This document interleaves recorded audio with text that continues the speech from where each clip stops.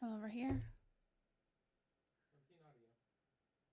Oh, got really fuzzy because the cat got in the way. Oh, and now he's laying down.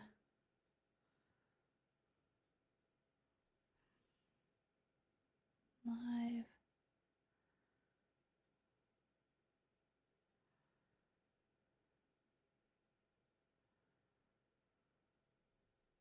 You can pull up the, we're just doing YouTube, so you can pull up even that. Go to the YouTube studio. Okay. And then you'll be able to hit any that stuff. So I was going to get the laptop and hook it up. Okay.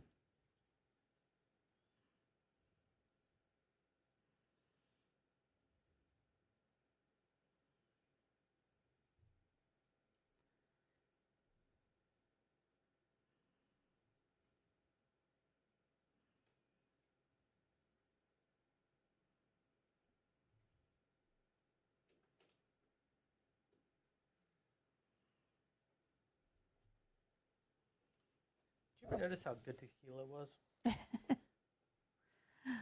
We had a very good tequila lunch. I felt very echoey here.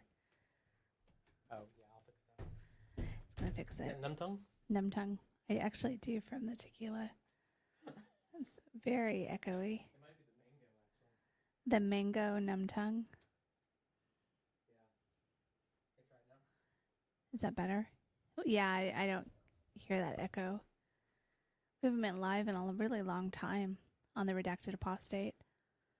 Been trying to get our shit together. Because we had a tequila for lunch. And then we had tequila for lunch. And we've been trying to talk about this subject forever and have not been able to. Yeah, so this is our third attempt. This is our third attempt. You think it's a conspiracy? It is that YouTube makes so much money off MrBeast that he does not allow anybody to say anything negative. It messed up all of our technology all the time, every time we went to talk about Yes, MrBeast. like the recordings were bad. The echo. That wasn't all you. caused by YouTube. That was YouTube. That It's wasn't not me. you. I'm perfect. I do not make those kind of mistakes. No. Love it. All right. So, what are we talking about today? We are talking about MrBeast and coercive control. Yes. And That guy. And Cat. I think I've heard about him before. You know who MrBeast is. Yeah, I do. We're still trying to get all of our stuff together. Really just, since our first two MrBeast things failed, going live seems like the best thing to do. Yeah. Even though we'd been drinking tequila. I don't know. I mean, you know. I don't know. It's good enough. And what we're going to try to do is look at some of the videos, especially from like Wolf Pen Gap. Oh, sorry, no, that's the Tail of Dragon. I don't know what you're saying. Words. And maybe we'll throw in some videos of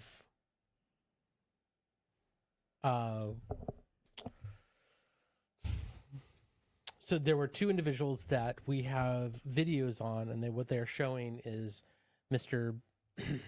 MrBeast and some of the issues that have occurred around the creation of his videos. So Okay. Where do you want to start from? Do we want to start from where, like, who is MrBeast? Yeah, go ahead and tell me who MrBeast is. Okay, so I always forget his real name because It's Jimmy something. it's Jimmy something. yes, it is Jimmy something. It's something. I know it's Jimmy. They're always like Jimmy. Yeah, and Jimmy then Donaldson is his Jimmy name. Donaldson. Yeah. Now, I do know that Jimmy Donaldson was homeschooled, Mm-hmm.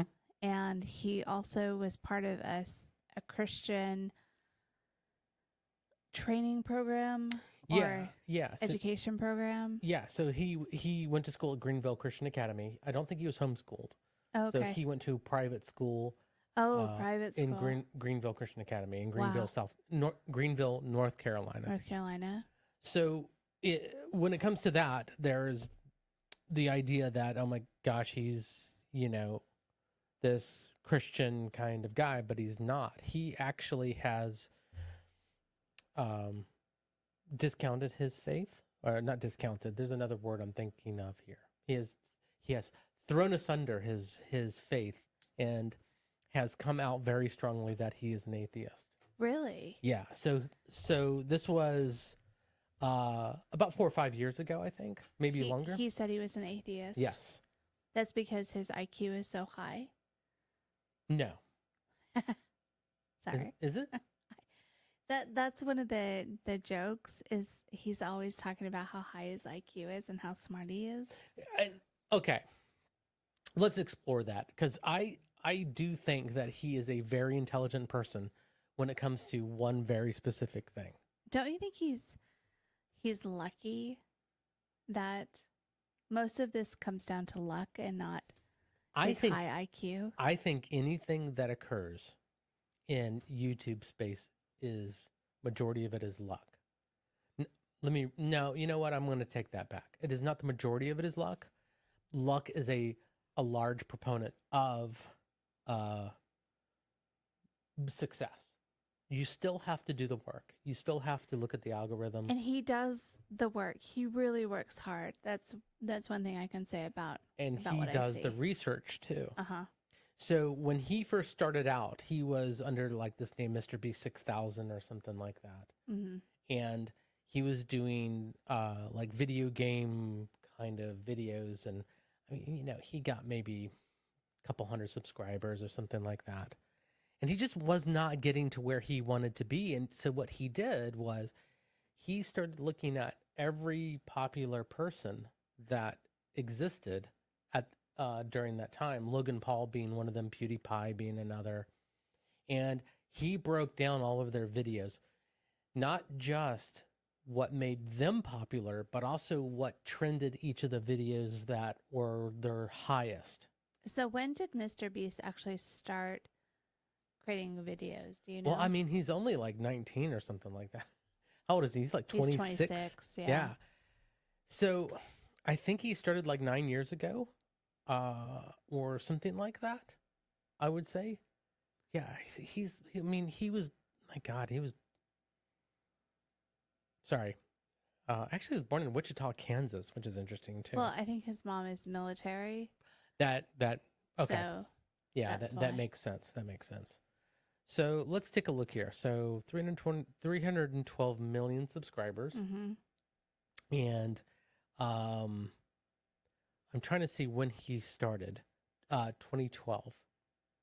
Oh, wow. Okay, so that's 12 years ago Yeah, that he started. And so how old would he have? 14. 14. Okay. Yeah. So when he was 14, he was like, I'm going to put out these videos, and then I'm going to really do the research on how is it that these people have become successful. Because I think PewDiePie and Logan Paul and all of these others, they became successful because of the timing. They're just there at the beginning. So in 2012, which is so funny, it's such a funny year. Oh, that's when the world ended anyway. Right. So. And our daughter is very clear, and she's like, I was born in 2012. That was the year the world was supposed to end, but it didn't end because I was born. Because I was born. Yeah. She says that to everyone that will listen. Yeah. So in 2012, I remember YouTube, and I remember at the time the most popular YouTube was somebody who would open up these eggs for children and Cookie Swirl C. And Cookie Swirl C. And 2012 to 2014, between that age of 1 and 2 years old, our daughter was watching these little eggs being opened on YouTube. And I remember, which is so funny now to think about, thinking that in 2012, it was oversaturated. And it's like, oh my goodness. if I had only known the potential of YouTube, like I wasn't thinking far enough because we had that conversation. There's Yep. these people opening these eggs and they're ridiculous. And children are watching them open there and they're making millions of dollars. Exactly. And we're like, we couldn't compete with that. Exactly. And that's when he started. Well, that's when MrBeast started. When in that time frame where we had it's oversaturated. He was like, this is just the beginning. This was, yeah. See, that's what I'm saying, that I don't think he's dumb. No, but I he's don't think definitely not dumb. I don't think he's brilliant. He's just really good at this thing in his life. And I believe he has said this too when it comes to other things that he could have done. That he's just, this is what I know. This is what I do. I eat, sleep, and drink this. I don't do anything else. So if YouTube just, stopped tomorrow, he'd be done. He wouldn't have a career. I take that back. Now he would. I think he could make other content like movies because he's working on the analytics and stuff like that. And also he has a team of people that do the editing and stuff like that. So he would just fall into another thing. He'd be making Netflix shows or something like that. Mm-hmm. I think he would have a career outside of this now, but at that time, no. I don't think he would at all. That he would just be. So he started when he was 14 Mm-hmm. and now he's 26. Mm-hmm.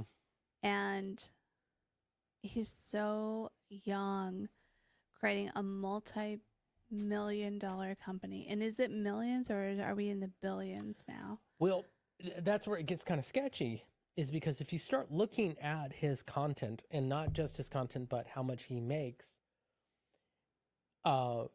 if you look at what he's worth, I think the channel might be worth billions. Mm-hmm. I don't think he is specifically. And I don't think he's even worth hundreds of millions. I think he's worth $5 or $6 million. Really? He throws everything back into the videos, Mm-hmm. back into the content. So everything that he does is very particular to building the brand, building the content, and what's the next video, what's the next thing that's going to get me another million subscribers.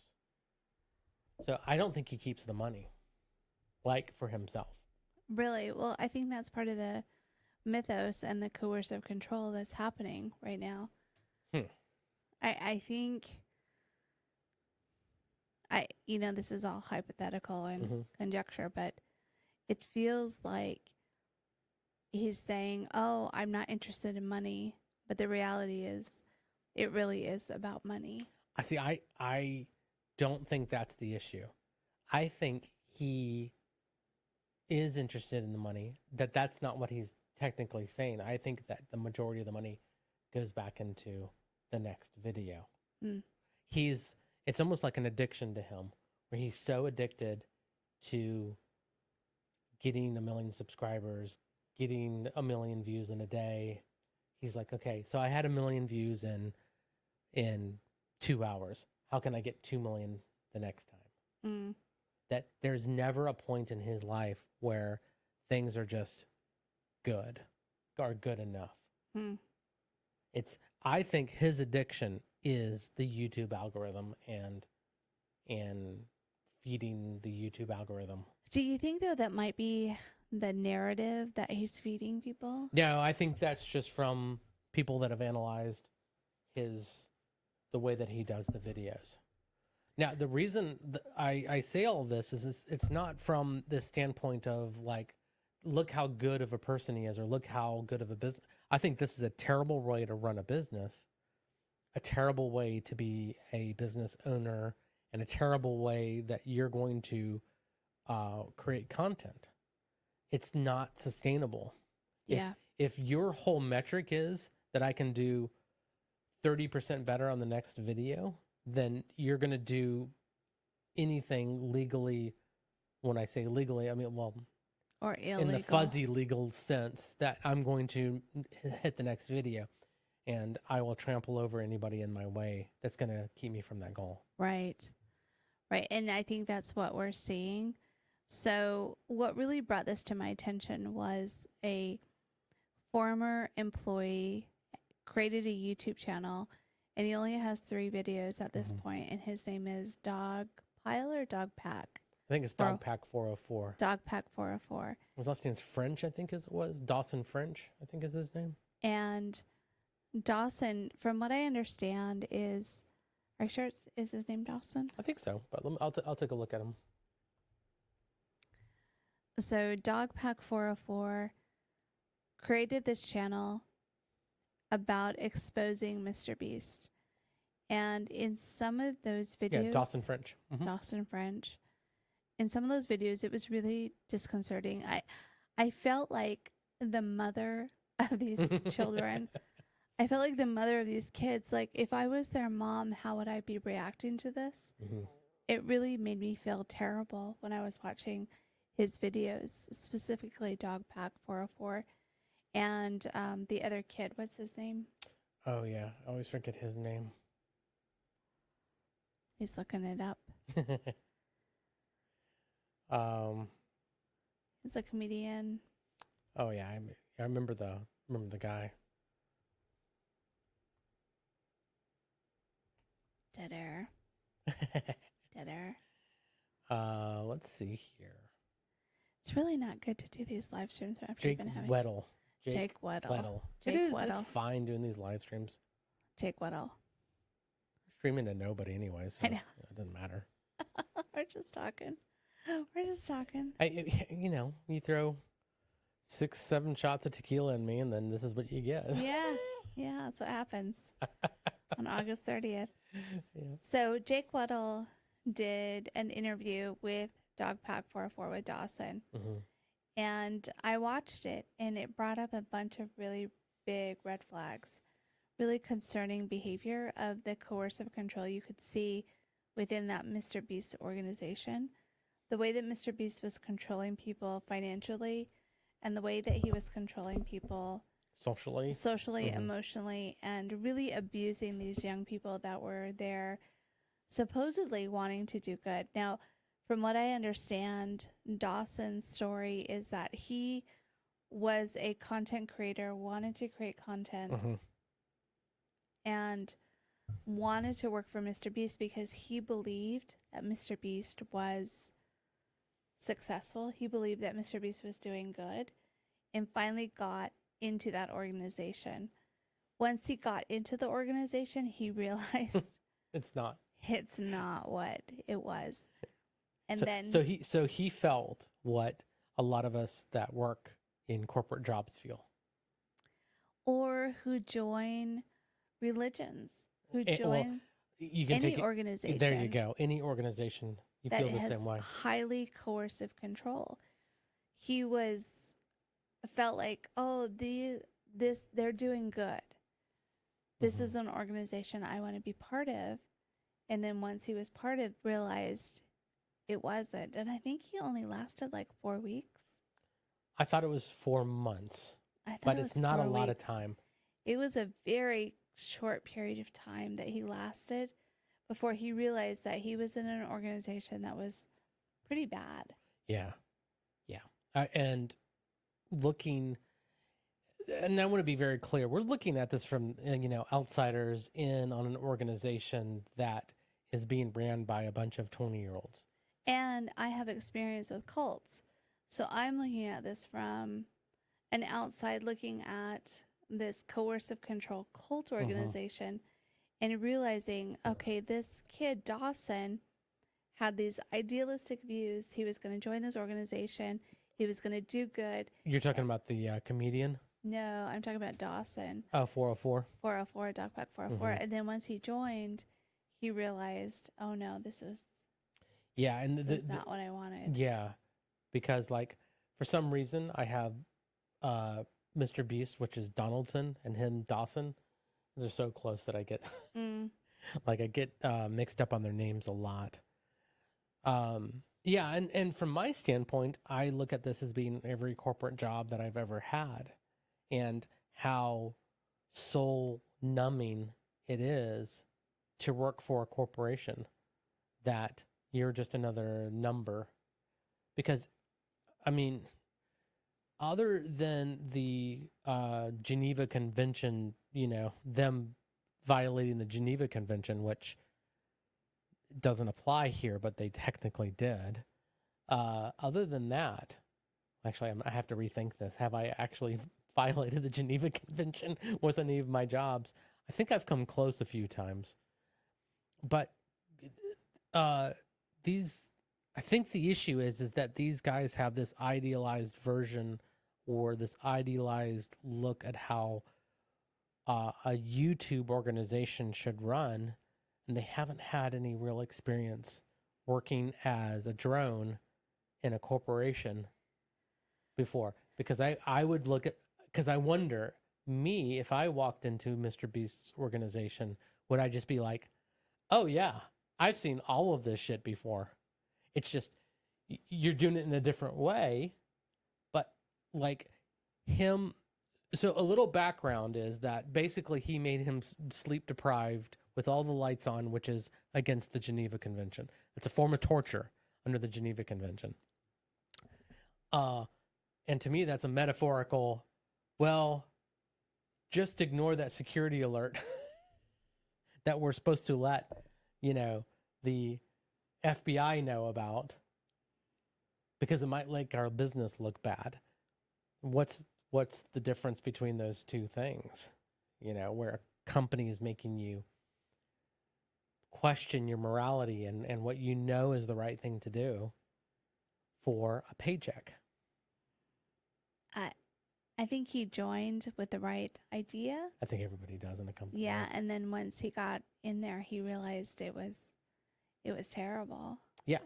And was like, no, I can't do this. Yeah, and again, I think the idea that I have is, if he would have done corporate gigs for 5 or 6 years, would he have gone in and just went, yeah, you're horrible, but you're like every other company that I've ever worked for? Well, so the complicated thing is that on video, MrBeast gives out money to homeless people, to people who need it. And so I think you could fall into that trap of, oh yeah, he is a good person, yes, based on what you see. And then once you get in the organization and you realize, oh my goodness, there's so much under the covers here, it's not good. And then you see what happened to Jay Weddell, this comedian who was absolutely abused and who went through horrific experiences. Tortured. I mean, let's just use the right word here. He was tortured. MrBeast and his organization. Yeah. For content. Then it's like, oh, I'm really working for the enemy here. Yeah. And then he was like, I'm going to expose this. I'm going to expose what happens. Yeah. And you can see the coercive control just from a financial perspective. Yeah. I agree with you. I totally agree with you. They got a bunch of kids who were poor, who needed the money, who were like, yeah, I'll give you $100,000. That's like $1 million. If you got nothing, I'll give you $100,000. If you said right now $10,000, I'd be like, well, what do you mean to do? Exactly. And like, well, aren't you worried about it morally? Not really. No. And then you work cash for amoral people based on more what we're learning about this organization that supports people who have SA'd other people. Yes. Then you've got a whole amoral organization. Yeah. And what on paper looks like it is something that feels very homely, like, oh well, he only gets people from like his friends and family. No. How amazing is that? And and like, I think a lot of people would look at that and go, yeah, you're trying to help out the people that you grew up with and the people that you lived with and your community and stuff. And it's like, F that. Those people, the problem with them is that they will do anything that MrBeast says, that Jimmy Donaldson says. They will do anything because they are family. If you are working at a corporate job and you disagree with their morals, you can leave. You never have to see these people again. You don't have to know them again. But if you leave MrBeast, you're leaving your nephew and your cousin and your uncle And that goes right into how cults control people, which is controlling the family. Yeah. So you can't leave. And on top of that, you're never going to see that $100,000 that we promised you for doing this thing because you lost us money because you didn't follow through with it. It is from top to bottom a really horrible structure. Yeah. To create an organization, to create a business. And I don't care what anybody thinks out there. MrBeast is a business. Yep. He's a YouTuber, but that doesn't make him special. He is running a corporation, but he's not acting like he's running a corporation. He's acting like he's this individual who's doing good for the community, but in reality, if he gives 10,000 to a homeless person, he's expecting 200,000 back. 200 million back is what he's expecting back. Yep. And so it's not altruism. It's he figured out the algorithm to make him more money is what he figured out. Well, the other comment that I've heard too is that that he realized that he was going to start getting negative commentary about what he's doing with people. So all these people that are doing these challenges and, we're going to put you in a box for, 10 hours. Basically it's just torture. And that might make me look a little bad. So why don't we start doing some good stuff to offset the bad? So it isn't so much he's doing it for the algorithm. He is, I think this is where his intelligence actually kicks in, is I'm going to set the perception ahead of time so that if anybody comes out, I've already got all of this. Like, I cured blindness. I've given homes to homeless people. I've done all of this stuff.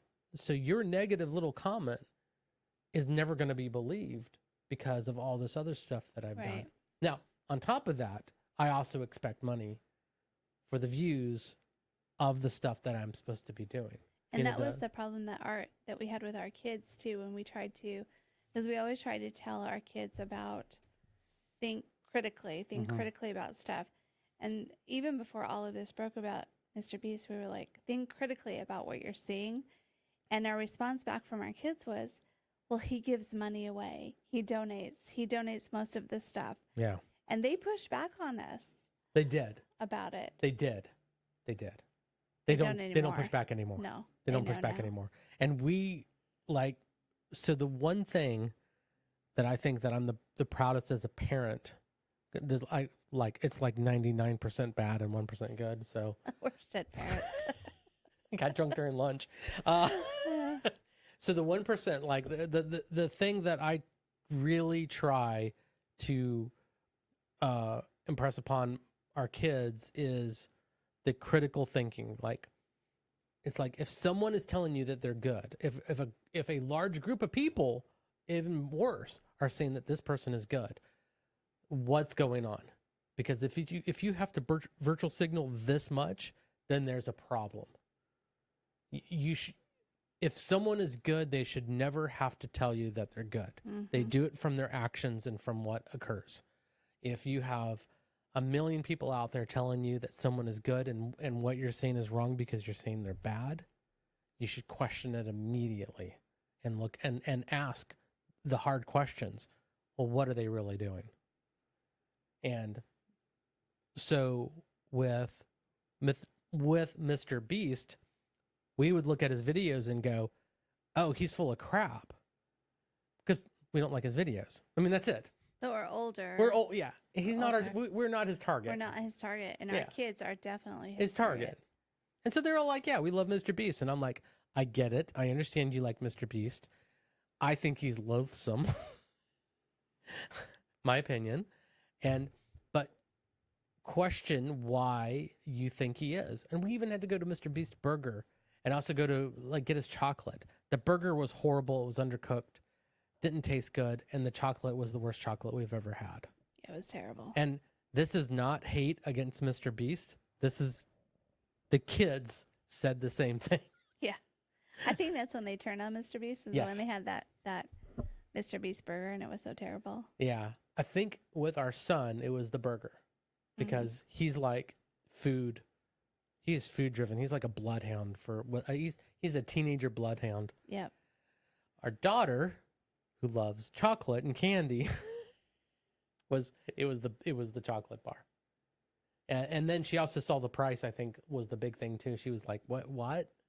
And that was it. We haven't heard about him since. No. So I think what they realized was that, maybe these two enterprises were just to use MrBeast's name to make as much money as possible. Which is exactly what they were. Exactly what it is. I don't know. Well, there's another person that's, popular in culture that puts his name on anything to dupe people, too. I'm not going to get political. So, literally put his name on anything, and they all fail, too. So, I guess the other question is, has MrBeast, that you've seen, had any successful ventures other than the YouTube content? So I think his data application is pretty successful, like analyzing the data, and because data is so important when it comes to YouTube and branding. So I think that tool has been very successful. But at this point... But it's nothing new. I mean, that's like vidIQ already has been doing for years. Yeah. So it isn't like he came up with this idea and he's this inventor of this great thing. I think it's just a tool that they used in-house. Yeah, That's my impression of it. Yeah. And that he's probably only giving people like 3% of the information. Yeah, they were tracking data and they were like, oh, we could monetize this. Yeah. He probably is going to make more money off of that tool than any other thing he's done. I could see that. Really what concerns me is the coercive control of people that come onto his program, that participate in his games, and the fact that he's manipulating them for money, especially poor content creators. Yeah. He's like, do this for money, and they do it. They jump through these hoops and they end up in these horrible situations. And as a parent, it breaks my heart to see kids going through this type of situations. Yeah, I agree with you. The thing that kind of comes to my mind is the video that we did on narcissistic parents, or the parents that were, what's the word I'm looking for? That estranged parents. Is that at one point do kids become adults and forge their own path? So he was over 18. He's making his own decisions. And to be honest, this is what he was trying to do. I think that if he had to do it again, he would have not gone this path. But his goal was, I want to get on MrBeast because I want to be famous as a comedian. Yeah, but this is not a victim blame, okay? Okay. Because this is how careers are formed. Right. Right. If you want to be a comedian and you have an opportunity, the point I'm getting at is how easy it is to use people like this. Oh, right? yeah. And that's what he does. That's what MrBeast is doing. He's using people like that. Because this guy said, and like it seemed, and this is all hindsight 2020, right? Like he could be like kind of like washing the way that he thought about things after the fact. Like, because he was like, I never liked Jimmy, I never liked him. I never liked MrBeast. And it's just like, okay, cool. But man, you were putting out private videos to him just to get on his show. Like you were doing shit for free. So that's two different people. Oh yeah, that's right. I'm talking about French. French did that.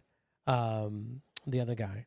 But like he was pushing stuff to him to I want to be on your show so bad. I want to be on your show. I'm a comedian. This is, So he was doing whatever he could. He wanted to be on the MrBeast. Well, both show. of them did. Both of them wanted to be there. Yeah, absolutely. Like what person wouldn't? Because, and the question that I have is why? are you doing it because you want to give back to the community and you want to show your film, like I want to enable Mr. Beast to give money to homeless people? It's like, no, that is not why you went on the show. You went on the show to become popular. You wanted to go on a popular program to be popular, which is how the world works. Which I think is what Waddell wanted. Mhm. But I think the Dawson kid, I think he really came in and he believed and he was idealistic. Yes. That one I haven't So you formed. have two different motives and two different ways that Mr. Beast coercively controlled both of them. And what interests me is the fact that their stories are similar. They ended up similar, right? From two Their different motives standpoints. were completely different, Exactly. but then they ended up in the same situation. And that's where I was getting to with that story was that, like, look, if you look at it from this standpoint, right, where it's like, I want fame, I want to be a comedian, and this is the perfect platform for me to show my talents and to become this way. And then you get another guy who is like, I want to work with the best of the best. And you are the best of the best. And, if you look at the numbers, he's the best of the best. Not saying that his content is good, but for YouTube, he's the best of the best. So where French was like, this is what I want to be. This is what I want to do. And I just want to be as good as possible in just wherever I can fit in the organization, I'll do it. The other guy was like, I want to get to a different place, and I want to use Mr. Beast's program to help my thing. It's like going on the Tonight Show, right? Yeah. You don't go on the Tonight Show because you think the Tonight Show is giving money to the homeless. You go on there because you're trying to push your brand, push who you are into the spotlight. So it's not a negative. It's just these guys are coming from two different worlds and got just spit up, churned up and spit out. I like that. They got chewed up and spit out. Yeah. And now the Mr. Beast organization is surprised that they're coming back at them. That's a maybe. Do you know Mr. Beast? No, I don't know. No. Signed, I'm going to get there, with Harvey Weinstein's PR agency. That's such a shock to me that I can't even contain how shocked I am. Obviously, if you go to that route, you have something seriously to hide. Yeah. Well, no, you're in trouble or you're in trouble. Yeah. One of the two. He was in trouble. And I'm really so gross. I want to be very clear. There's nothing about Mr. Beast other than his understanding of the algorithm that I care about. I really, really don't. Yeah, we tried his food and his chocolate and it's gross. Yeah. I tried watching his videos and it was like an ice pick to my frontal lobe. We were at Walmart the other day. Yesterday or the day before yesterday? It was a day, yeah. I don't know, a day. And the whole Feastables, there was a whole section and not touched. Yeah. No one touched that crap. Yeah. And there's people that are fans that they've been told or not told because that would be legally incorrect. They have been sideways instructed to go and move the Mr. Beast chocolates in front of the other ones. So it was said as a joke, but it's a complete instruction. So they're putting it in front, and they're still not selling. Yeah. And there was so much there. But it's the same thing with that stupid Prime energy drink from. I see Prime everywhere we go. Yeah, and it's like. It was the first time we drank Prime. Our teenage daughter was like, "We need to buy Prime." We saw it for the first time, and I bought it for her. I had no idea what I was buying it, and then she was bouncing off the walls. She was crazy. She was in the car and she was just like, "Oh my God, this is the best thing ever. I really like it. Oh my God, you got to get more Prime. We got to get more Prime. I'm like, can I look at the bottle, please? And I look at it and I'm like, you just had 20 cups of coffee. Yeah. You're like 12, She has never asked for it. ever again. Yeah, and when I told her, like, look, this is what's in it, she was just like, what the heck? I'm Now I know why I'm feeling the way I'm feeling, because yeah, she was getting crazy. nervous, and like, I think she even got like what do you call it when you're like when you think everybody's out to get you? Paranoid. She was getting paranoia. Like, you know, she had the shake. She was like hitting her veins. Like, I'm like, yeah, you just had like a freaking, like, you've had more caffeine than I've had in a week. Yeah. You know, It was wild. in like 2 minutes. And I think she only had half of it. She couldn't even finish it. Yeah. So it's the same thing. It's just, you know, why are we trusting these YouTube We should celebrities? We should not be trusting them at all. I actually want to talk about the comedian more. I Yeah. want to talk about what actually happened to him, Okay. because Yeah. I think that's important. It really is. What he was put through was absolutely terrifying and terrible. Yeah, yeah. Now, what I'm going to say is this was a third party, because I'm telling you his story. So he's a third party as well about what happened. So he could be lying. I don't think But so. They have video evidence. So. Well, they not only have video evidence of it, but he has all the text messages from everybody that says what you went through was complete bullshit. If you go look at the video, it's absolutely compelling. Yeah. The stuff that he went through. Yeah. It's terrifying. And he doesn't seem okay. No, he doesn't. Even today. Right. Several years later. Yeah. He really went through a whole lot.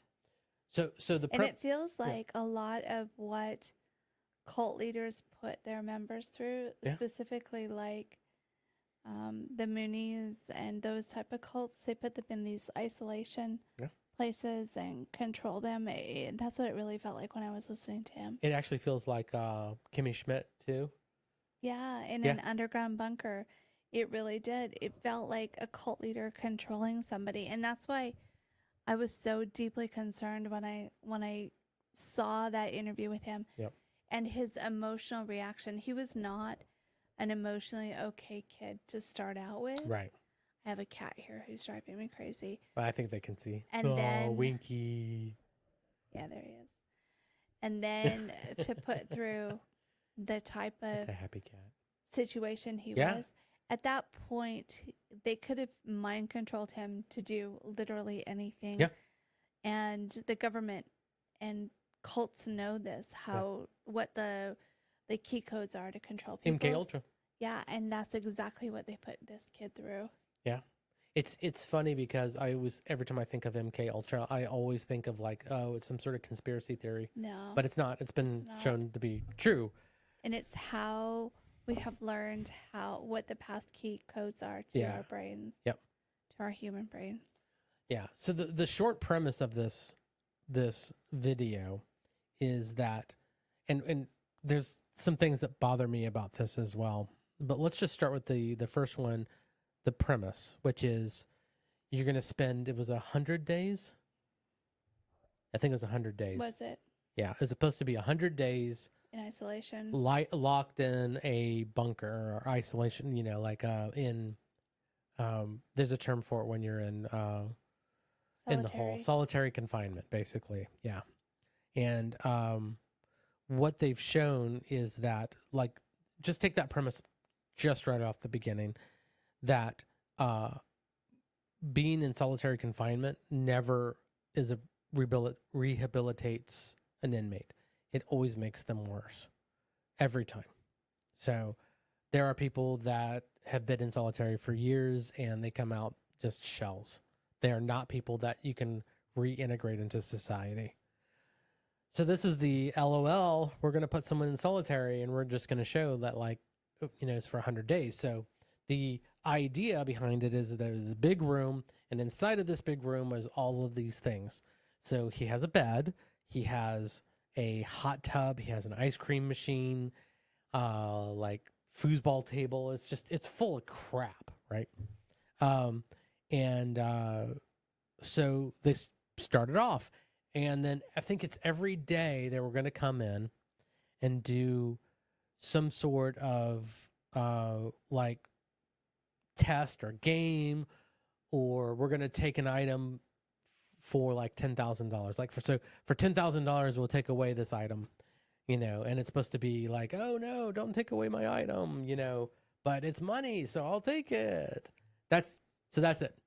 It's a stupid idea. Like, it's just on paper, it is a really dumb idea. Yeah. Like, I don't even understand why anybody would watch it, but it's entertainment. You guys, whatever. Okay. So let's start off with the problems.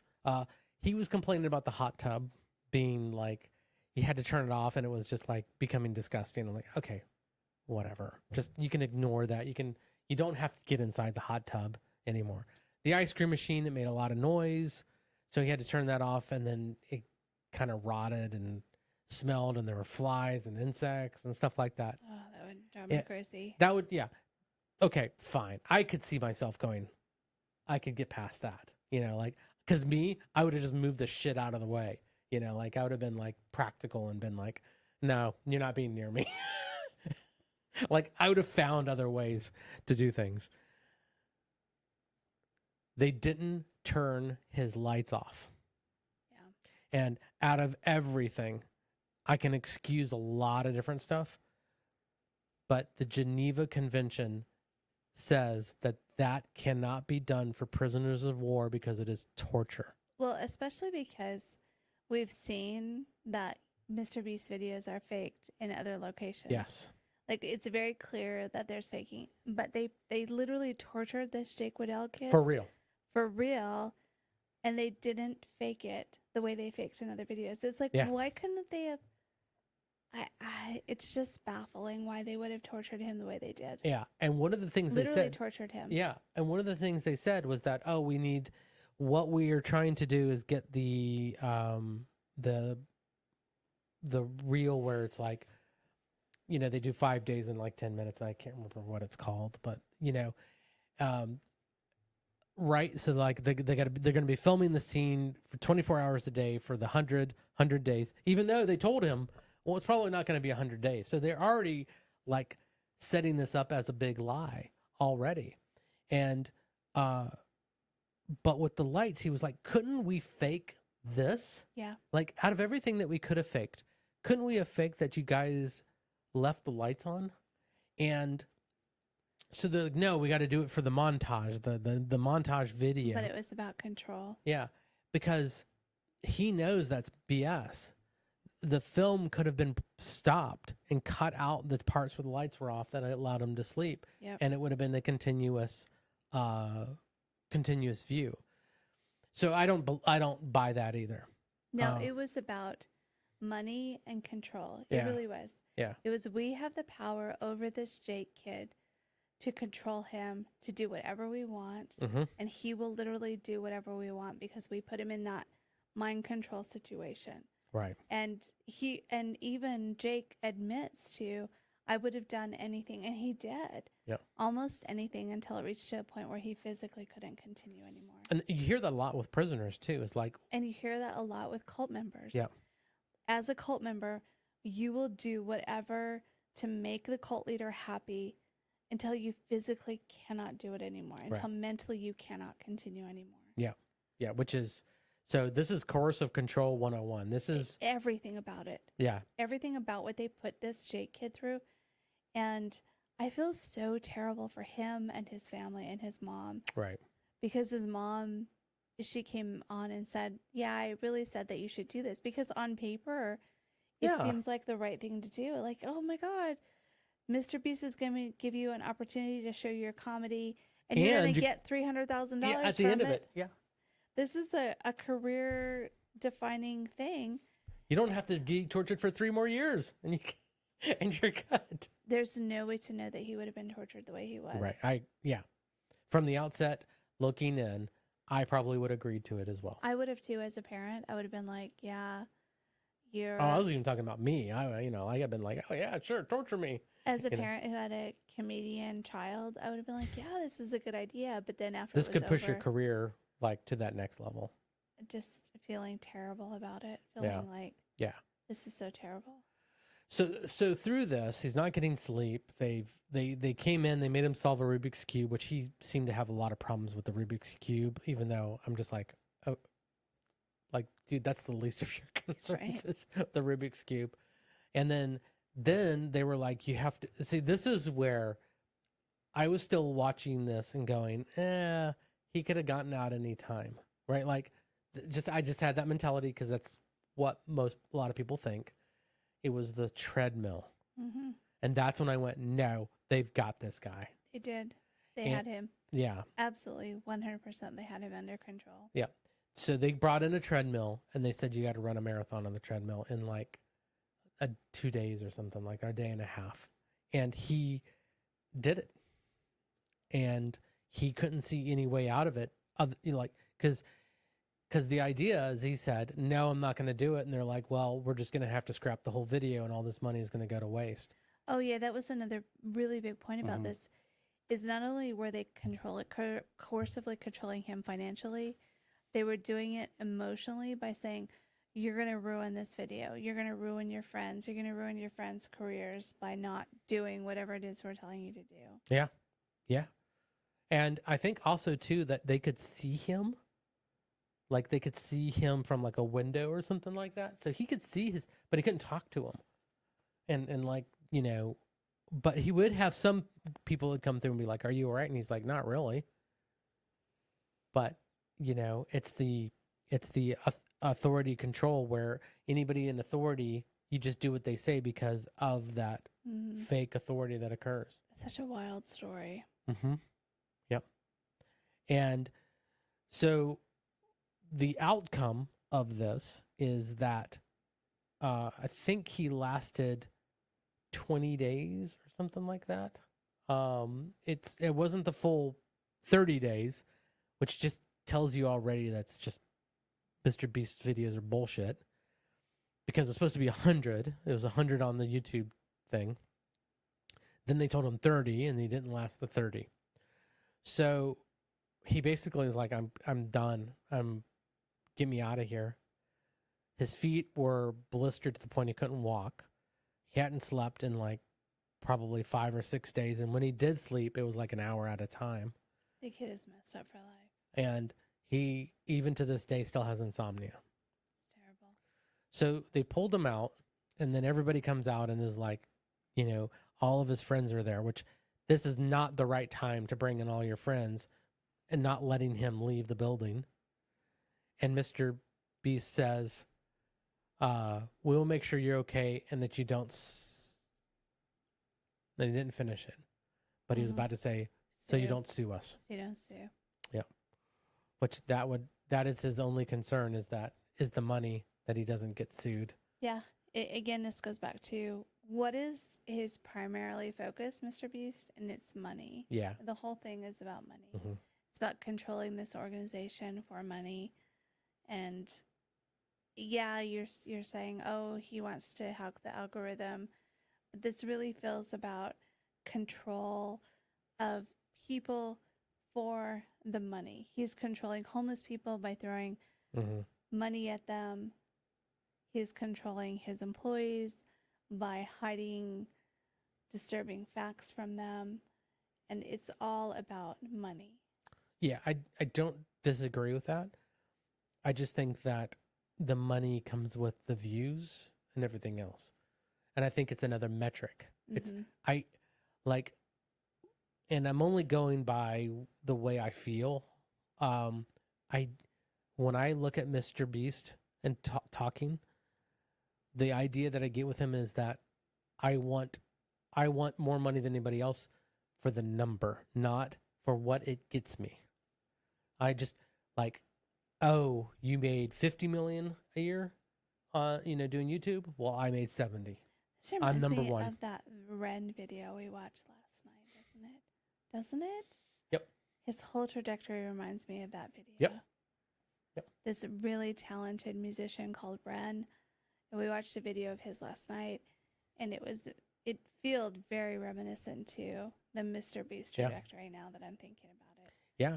This pursuit of money. It's the issue that I've had a lot with what I call the cult of entrepreneurship. And which we will be talking about. Yeah. And when I say that, I don't mean that all entrepreneurs are in a cult. There's it when you see it. and he is Jimmy Lawson is definitely in that camp. Do you think he could later on create his own cult of entrepreneurship? No, no, because he doesn't want anybody else to succeed like he does. That's the difference between him and everybody else. So there's different layers of this cult, and I'm really kind of been forming it over the past 3 or 4 months. That what he would be, he is one of the standalone cult entrepreneurs. So he wouldn't have any lieutenants under him. Oh, he's like an Elon Musk. Yes. Yeah. Yeah. Elon Musk, he does not like. He doesn't want anyone to succeed underneath him. Yeah. It's all about how I could use everybody else. Yeah. And they are standalone entities that are not tied to anybody else. Which is so interesting because we have, for the last 50 years, we've had these cults of personality in a religious context. Yeah. And we still have that. But now we're starting to see this, like you just said, cult of entrepreneur, where you've got Elon Musk and now you have MrBeast. And they're deified. And they're deified as. Yeah. And I want to look up to them, but nothing you can do is ever good enough. And they're harming people and controlling people as they're But as long as they are an entrepreneur, you can forgive everything that they do. It even is pervasive in politics. And the other thing that I have seen as well is the ideology of the cult leader is obtained through mimicry of the cult leader. So they'll never know them, they'll never talk with them, they'll never interact with them, but if they just act like them, that's what matters the most. Is as long as you are going through the motions of doing what they do, you will be successful. So as long as you work out and you're swole and you're doing all of these things, then you will be successful instead of actually building a business. The business is almost a secondary to how you are viewed as a entrepreneur. Interesting. I feel like this religious cult leaders are definitely a thing, but now we're seeing this climb because we're humans, right? And humans, we look to members of authority. We look to members of authority. We look to people who seem to have all the answers. And our lives are so difficult. And so they say we have all the answers and we look to them. And so that cult of entrepreneurship is kind of climbing where religion is declining. So capitalism and religion is like this. It'd be interesting to see the next 20 to 50 years where this goes. Because humans are humans and we're still going to react the same way. Absolutely. And I think what YouTube is starting to show us is, especially whenever you start looking at the metrics, that the educational standpoint for YouTube is like one of the biggest trends. Well, that's great. You start breaking down what the highest trend under the educational one is entrepreneurial education. Yeah. And so what occurs is that you get kind of wrapped up in this douchebag bro system. Right. Well, not even that anymore. I've also noticed that there's a trend.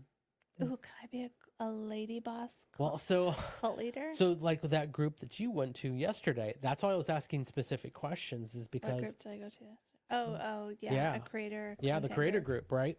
So I asked very specific questions because what I wanted to know was, are they legitimate or are they another one of these entrepreneurial cults? So that could be, oh wow, so like this MrBeast, sorry, this is completely off the cuff. It is not though. To me, it is like no. This is MrBeast is right smack dab in the middle of this entrepreneurial cult. In my mind, this is the first time I've actually made these connections because right now what we're seeing is these creator groups forming, and there's probably about 10 or so that are creating.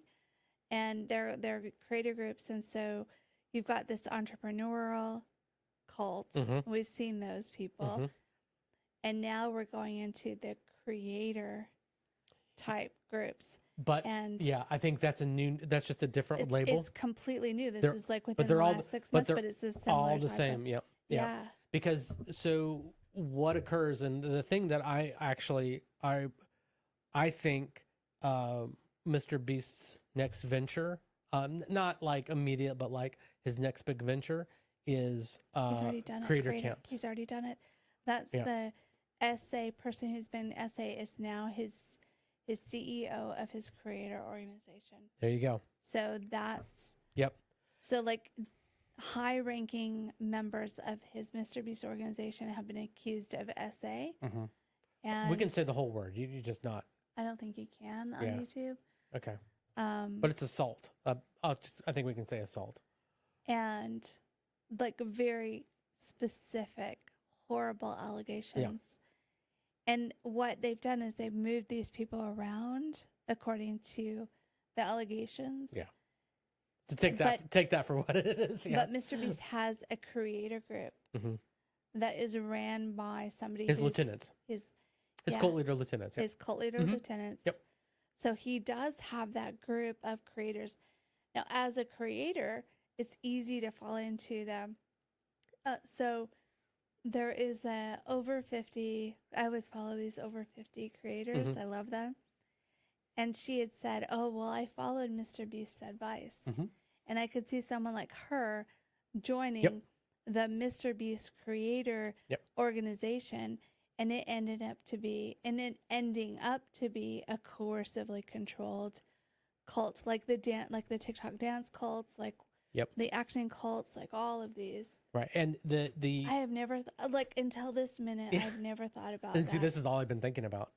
So creator cults. Yeah. So the other thing to look at too is where this all stems from, because they are using the same tactics that the motivational speaker guy that Cardone. No. The tall guy that does the ice bath stuff and Anthony Robbins. Yeah, Anthony Robbins. Yeah. So he has this whole methodology that is it's used on this procedure that it's supposed to. What he's doing is he's tapping into your psychological and mental mammalian brain. Yeah. And if you look at it from the outside, you can go, oh, well, he's doing it for a good, right? He's trying to change you so that you can be the best you that is possible, right? What does that sound like? That sounds like the opening line of a cult. Come to Scientology, because we're just showing you the best way that you can be the best you possible. Nexium, all of these cults follow the same pathway. Tony Robbins is using stuff that came from CIA, MK Ultra learning. So he's not tapping in. He's brainwashing. He's literally on stage brainwashing you. Yeah. And it works. It works. It right? works. So, but if you're using brainwashing for something positive, like brainwash me so I don't smoke anymore. Okay, great. Yeah. That's a positive thing that you could do. But where does it end? Where does it begin? All it takes is for someone to say, I want to make a little more money this year.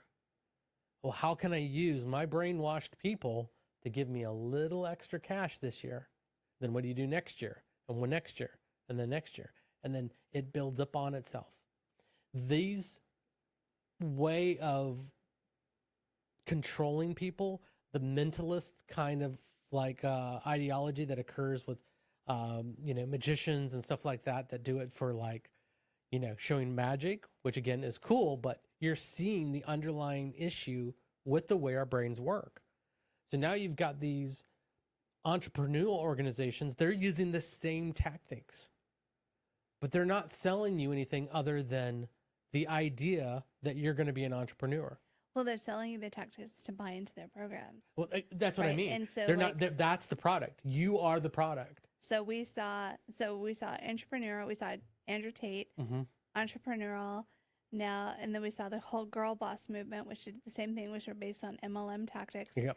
And now we're seeing the creator content. Yep. And they're all. This is not new. This is all based off of the stuff that has gone back from the CIA. And God, I seriously, when I say these words, I go like, oh, I'm like some conspiracy theorist. No, it's proven fact. Yeah. when CIA says, yeah, we did MK Ultra, and we also gave syphilis to black people, it's like, what the fuck? They're not disproving this. They're saying this stuff happened. And then you got Tony Robbins who says he uses these techniques. It's not like he's saying and then no. so many people that base their techniques off of Tony Robbins, and it's but for different it's outcome. all mind hacking to get into that mind, and we are so easily controlled. Mind hacked. Yep. We are so easily mind hacked, and if you think you're not, you're deluding yourself. You're probably already mind hacked at that You're probably already mind hacked. Because even me, like recently, I could see myself getting mind hacked into some of these creator groups. Yep. And so I'm like, I trust your gut, but let me ask a few questions, because that's why I was very clear, because just any group that says we're going to teach you how to be an entrepreneur, I'm like, but it costs $1,500 for you to do that, and they get you all 10 ramped slots, up, and they get you and going, we only and have 10 get slots going. available. Ooh, yeah, let's go! It's and today you're like, only. Yeah, I want to be a girl boss. Oh wait, that's dead. Yeah. No, we're gonna be a creator. No, oh well, that's dead too. Yeah, I don't know. It's really tough. It's also hard to pull yourself out of that situation. Is it really this, or is it legitimate? And I always think, well, I'm smarter than the average bear because I was raised in a cult. Okay, well, and let me rephrase that because that actually sounded really mean. Yes, you are smarter than but the average this bear. is not smartness. This is not about smartness. This is not intelligence. We were listening to a political speech, and I turned to Carl and I was like, "That's a lot. That's a lot." And Carl's like, "Rah, rah, rah, rah," like fully on board, 100%. And so, like, we're both, as humans, easily persuaded. Oh yeah, I think I really do think there's something wrong with my brain. Like, there's something wrong with your brain. There's something wrong with my brain. The issue is that I can get behind something and I know I'm being indoctrinated in real time. I'm going, man, this indoctrination is amazing. Awesome. Keep it coming, man. I want to be indoctrinated by this political party. Yeah. Yeah. So I know it is. I know it's all bullshit, like in real time. Yeah, I turned to him. I was like, "This is a lot of propaganda." And I'm just like, "Yeah, whatever. Go! Like, yeah. Tell me more lies to make me feel better about myself." Yeah. That's our relationship. Yeah, okay. I could see falling for MrBeast. I could see falling for MrBeast, especially if you're of a certain age. You're a certain age. You want to do good for society. You think he's doing good. Yep. And you fall for it. And I could see myself falling for it too. Well, take out all of that. Just stick to the fact that he is the #1 YouTuber in the world. And that's all you need to know. Yeah. He is successful.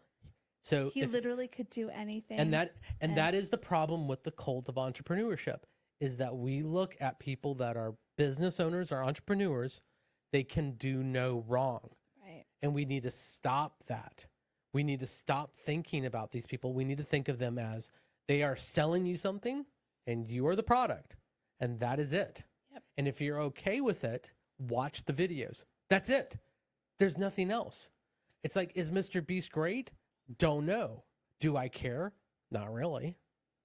It's the same thing. Can you watch a movie about someone that has a different political outlook? Can you watch a Weinstein movie and not be creeped out? Do it all the time. Really?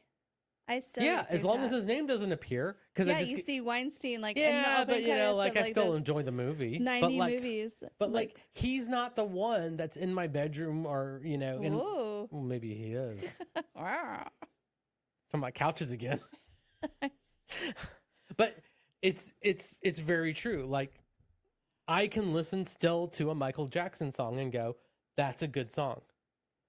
But if you came up to me and said, oh, Michael Jackson's great, it's like, no, he's not. He's an ass. He's a dick. He's, he's a terrible human being. You can separate the art from the artist. Yeah, and that took me a long time to do. I cannot. Yeah. I cannot. Yeah. I cannot. I cannot in good faith watch a Woody Allen film. I cannot do that. I can't either because they suck. I think he's a terrible filmmaker. I do. And then he's also on top of it a terrible human. Terrible human. Yeah. But a Weinstein movie, like as soon as I see the Weinstein graphic, I get skeeved out. Yeah, you just got to turn your brain off like I do. As soon as you see like MrBeast, it's like, oh, this is so gross. That's the same thing. You got to turn your brain off. Yeah. And it's true, right? But the thing about it is, and this is what we know. Mm-hmm. What do we not know? Oh God. My God. Jeez. You can imagine. I don't want to know the stuff I don't know. Yeah. This is Wait a all. minute. Did I say that right? Yeah, I said that right. So I think that the full outcome of this is, MrBeast is nothing new. This is nothing new. Nothing. This is humanity at one. This is since humanity the beginning of time. Beginning of time, yeah. As soon as the first person said, "I'm a popular person," that guy's a douchebag, he's an asshole, and he's going to prove you wrong. So, and he's going to use it for sex. And he's going to use it. Yeah. Although I don't think he does. I don't get that feeling. I don't know. There's so much more that we don't know. I just don't get that feeling from him. Like Nexium? Oh, well, yeah. Yeah, you could look at that guy and go, yeah, he's a sex pest. Yeah. So, yeah. But the real outcome of I always look at lessons. Like, what is the lesson with MrBeast, right? And that is, watch the videos, enjoy them, but don't think that video, which is highly edited, scripted, and paid for, is MrBeast. I think the lesson is... Hey, DJ. I think the lesson is... What's the lesson? What are we going to... We as humans are hardwired to follow coercively control leaders, and we have to always step back and evaluate what it is that we're being presented with. All right, so DJ's asking, I don't know why Jimmy would hire these sickos. And okay, so the issue is he doesn't care. He doesn't care. It's whatever's going to promote him, and also it's the friends and family. Right. You're hiring friends and family, and that's how cults operate. They start with this insular group of people that are 100% believers, and also it may be a sicko, but it's a 100% believer. Yeah. And that's more important than whatever their actions. Yeah. Are you going to support this person 100%? Then that's all that matters. So DJ, there was this inter memo from the MrBeast organization. So again, anytime I see this stuff, I always question it. Like, is this real? Don't know. But it really matches kind of the way that you see his videos being done. And one of the sentences in there is, no doesn't mean no. And you just immediately just go, oh, that's disgusting. You know, like that's sexual assault on someone. But I understand it coming from a corporate environment where I've been involved with other groups inside of a company, and they think this exact same way, which is, don't take no for an answer. That is what he was really trying to say, but it should have been phrased better, but it was phrased in this whole culture of coercive control. Yeah, a very culty way of thinking. Very culty way of thinking. Yeah. We don't take no for an answer. And again, it's about loyalty is more important than someone's actions. Yep. Are you going to loyally follow my orders? Blindly, especially when you've got someone who is essaying other people and it's a very documented they have, then will that person follow my orders? And that's more important than have they harmed their staff. Yeah, DJ, that's, because I, like, that is like a corporate mantra that is never written down because they know it would look bad if it ever came out. The fact that he wrote that down shows that's inexperience. And I bet when he wrote it down, he was thinking, this is me showing my leadership. This is me showing my principles and how I get videos done. It's like, dude, you got an issue in your head. You don't ever write that. So you don't ever put that in print ever. Right. And DJ saying, that part left a nasty taste Oh in my yeah. mouth. It Yeah, like when I first saw it, I was like, "Oh my goodness, what is he building here? What is this?" And now we're seeing the consequences of those type of standard operating procedures. yeah, exactly. And the other thing too is when we did, God, this is our third discussion now on Mr. Beast. The first two we've had issues with where one didn't record, the second didn't have audio. Like we still think that Mr. YouTube is trying to kill our Mr. Beast story. But when we were discussing this, one of the great, now I just forgot where I was going with this story. Because we were talking. Oh, sorry, I just remembered that if this is even your kind of the way that you do business within your organization, he's putting other people's lives and livelihoods at risk. So the example he used was a Dollar Tree. If you go to the Dollar Tree manager and he says no, because Dollar Tree corporate says you cannot record on our premises, which is private property, that's their law. And the manager says no, you find another employee that will allow you to do it. And if they have family members, which are Mr. Beast fan, I will reach out to them on like Twitter or something like that to coercively control them to do what I want them to do. And they may lose their jobs. And they may lose their job. But again, this Mr. Beast Jimmy doesn't care about that. Nope. All he cares about is the views and the money.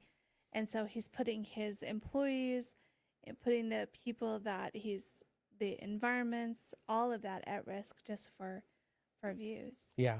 And the other thing too that I saw about him was he made this comment about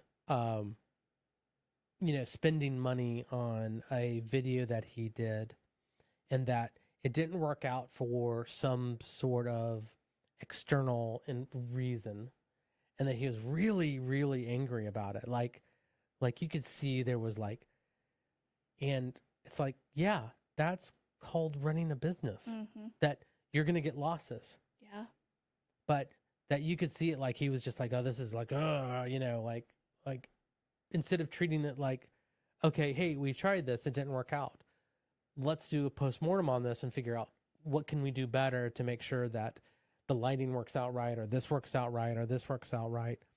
But even up to last year, he was looking at videos and talking about all the flaws, major flaws that they've had with lighting and sound and everything else. It's like, dude, the amount of money you have, you should have expert sound and expert but he does video. It because he's hiring his friends and family.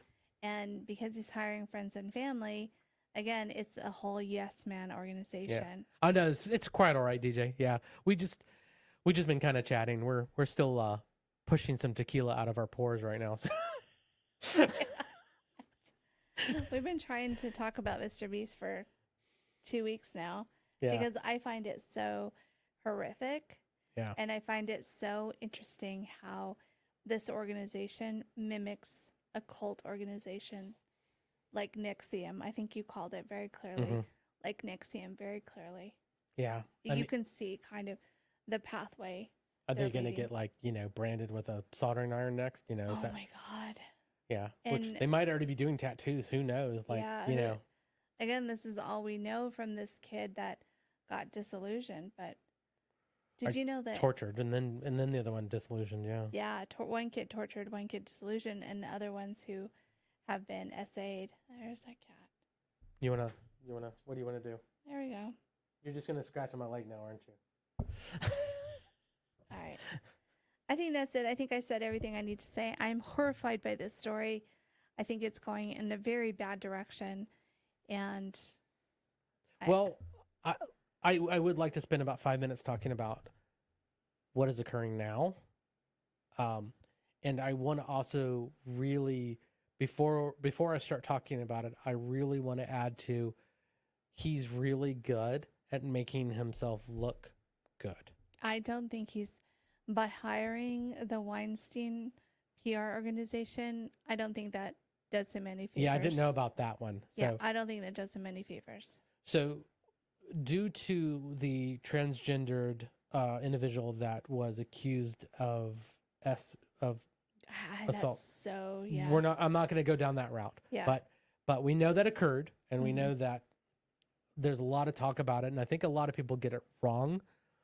And mainly because they were saying that MrBeast knew about it because he's in the Discord. I'm like, I have a Discord, and I'm not on that thing all the time. A lot of shit could have happened, but whatever. Let's just ignore all of that. That's noise, right? Let's talk about what's really occurring.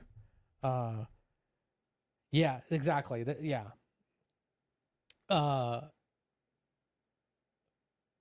They do have a registered SA offender They do as on well. staff. Yeah, they do. Separate from That was this part individual. of, and again, all of this content is geared towards children. Our Right. children are the ones that made us buy the stupid hamburgers, And they made have us buy the children chocolate. there at the events too, which Yeah, that's and also. so they have a registered SA offender on staff. Yep. Also, Yep. that they're covering up for. Yep. So after this dropped, he was like, MrBeast was like, okay, we're going to hire an independent investigator to look into it because I want to know the real truth behind everything. They've since fired that organization. Oh, I didn't know that. Yep. They have since fired that organization. The one that came through, and so, okay, our son's home. So, okay, wow. Yeah. I mean, everything that they are doing is not to their favor. And it's this boys' club, this young boys' club, and about controlling people. Who's David Dobrik? I don't know that name. Do you recognize that name? I don't recognize the name. DJ, could you? I can look it up. Yeah. But it's, yeah, again, that's why I wanted to start with, it feels like this is very much controlling the narrative kind of thing, which No, they're not. They're not. no from MrBeast's standpoint that, oh look, we're hiring an independent organization and they're going to do a top to bottom audit of the entire system and the truth will come out. Well, that's what I mean. They're controlling the narrative, but then they just fired them because they found, because the last report from them was the problem begins with Jimmy Lawson, and they fired them. and then they fired him. Wow. So do you know who David Dobrik is? Just a content creator, a problematic content creator. Yeah, Yeah. What did David Dobrik do? Is a YouTuber that would make vlogs that just contains fat phobia, racist, and Yeah. It's another problematic YouTuber. yeah, like PewDiePie and I think what, so the problem is that those type of content creators, they are what they are, but where MrBeast is the problematic in my view is that he's trying to present himself as a certain way when he most definitely is not. He's like those preachers, those culty preachers that present themselves to be so holy and wonderful, but under the covers they're actually it's like the preacher from V for Vendetta, you know, the one that was like just a horrible person. Yeah, that's the impression I get. Where like a shock jock, which is what like David Dobrik is, right? Yeah, he is kind of what he is. He's a terrible person. Yeah. And what's so funny is like someone like that might be a good person in real life, but a terrible person on screen. But like where MrBeast is a terrible person in real life, apparently, but on screen presents himself to be this like really great person. Yeah. Like wholesome, and it's just this whole world. And again, he could be a wholesome person, but just doesn't know how to actually run a company. Knows how to make YouTube videos, but doesn't know how to run a company and fails. Then you should hire somebody who knows how, a good social media person that knows how to run a company and run the company in a productive manner. Because ego. It's ego. It is ego and coercive control. Because if someone else ran it, mindset. it's not him making the $40 million here. He's not the genius anymore. The Elon Musk genius that he's trying to present himself to right. be. Yeah. And look how his numbers are going. Yeah. Can do it all. Look at me. I'm the best. I'm the best. Mm-hmm. Yeah. Yeah. Don't worry about all the essay and all the, Just all ignore the all problems. that. I'm just gonna hide that. Yeah. Yeah. Yeah. But look how good we're doing. We're helping people. Yeah. All right.